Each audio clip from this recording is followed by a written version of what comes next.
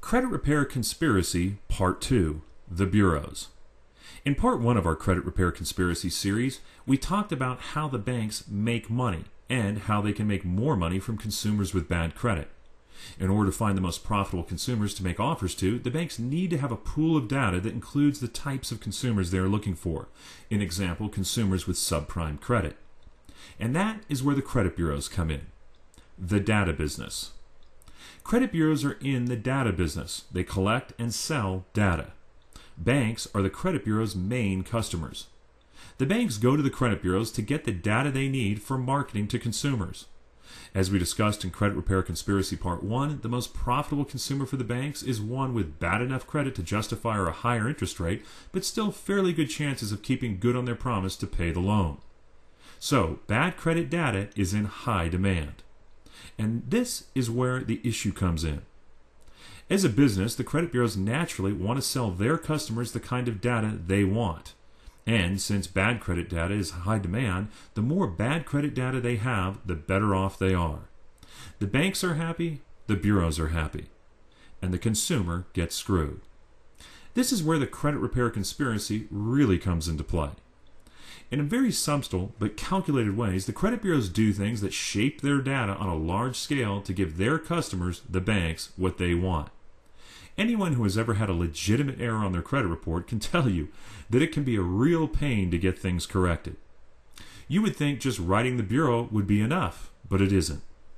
Letters get ignored, incorrect items get verified, and consumers get the shaft. It's not by accident either. The whole system is designed that way.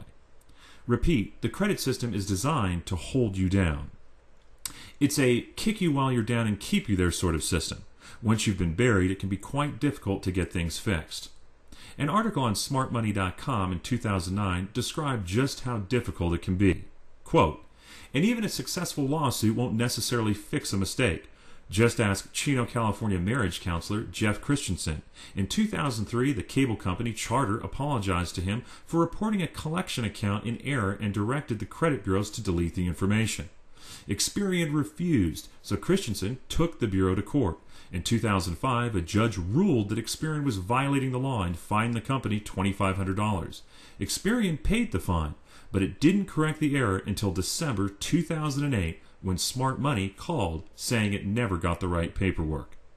Turns out the courts can issue fines, but they can't demand corrections. You have no right to an accurate credit report, says Linklet, the attorney.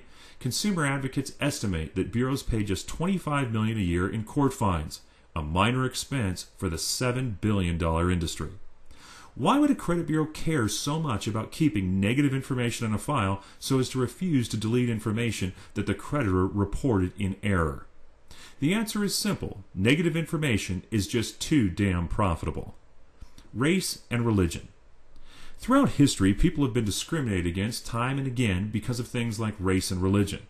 Just because someone was a member of a particular race or religious group, they were either safe or in trouble.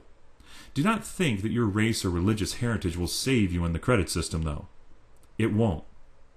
There are very rich, very powerful people who profit hugely from the massive amounts of people with bad credit and errors on their credit reports. Your race or religion doesn't matter to them. The only thing that matters is that you stay profitable. They want to lock you in to bad credit. The credit repair conspiracy. The credit repair conspiracy is about the banks and the credit bureaus working together to create a system in which consumers are categorized and herded like virtual cattle into the most profitable segment they can be shoved into. Periods of lenient lending are followed by periods of credit fallout, where consumers who received loans can't pay them. And guess what those periods of lenient lending create? More people with bad credit. And once you're in that pool, the credit bureaus want to keep you there. Why would they care? Because banks are the credit bureau's main customers. And banks want desperate buyers, consumers with bad credit and not a lot of choices. They want people who have no choice but to pay high interest rates on loans. And the credit bureaus do their best to give their customers what they want by designing the whole system, from the reporting format to the dispute process, to hold you down. From the credit bureau's resistance to deletion, both directly with consumers, and instructions they give to lenders for using their systems, to the bank's tricks and tactics for keeping customers profitable, such as the much publicized Capital One practice of withholding credit limits to make consumers look less attractive to other lenders. The credit system is designed to hold you down and make you as profitable as possible for the banks and credit bureaus. And that's what the credit repair conspiracy is all about. For more videos and to learn about the Credit Repair Intelligence System, visit our site at creditrepairpublishing.com.